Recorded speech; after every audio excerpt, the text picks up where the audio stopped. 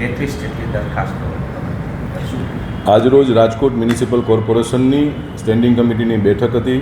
આ બેઠકની અંદર ભારતીય જનતા પાર્ટીના અમારા રાજકોટ શહેરના અધ્યક્ષ ડૉક્ટર માધવભાઈ દવે અને માનનીય મેયર શ્રી નૈનાબેન પેઢડિયાની અધ્યક્ષસ્થાનની અંદર ભારતીય જનતા પાર્ટીના સૌ કોર્પોરેટર મિત્રોની અધ્યક્ષસ્થાનમાં આજે હાજરીમાં બેઠક પૂર્ણ થઈ છે. કુલ આ બેઠકની અંદર 114,73,58,000 જેવા અંદાજિત ખર્ચે રાજકોટ શહેરના સર્વાંગી વિકાસ માટે અલગ અલગ કામો માટેની આજની આ સ્ટેન્ડિંગ કમિટીની બેઠકની અંદર કામોને અમે લોકોએ મંજૂરીની બહાલી આપી છે.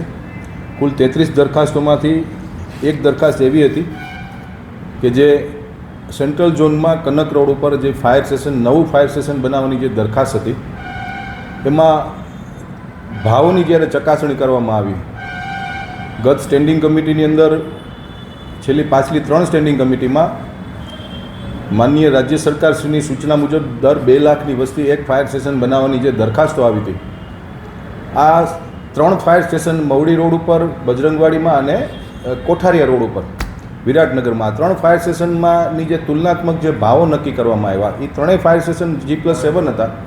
આ G+3 હતું અને ભાવ પર સ્ક્વેર ફીટના ભાવ વધુ આવતા હતા.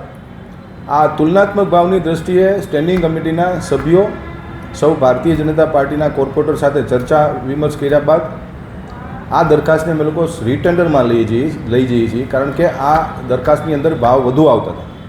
બાકી તમામ દરખાસ્તોને અમે લોકોએ મંજૂરી આજે આપવામાં આવી છે.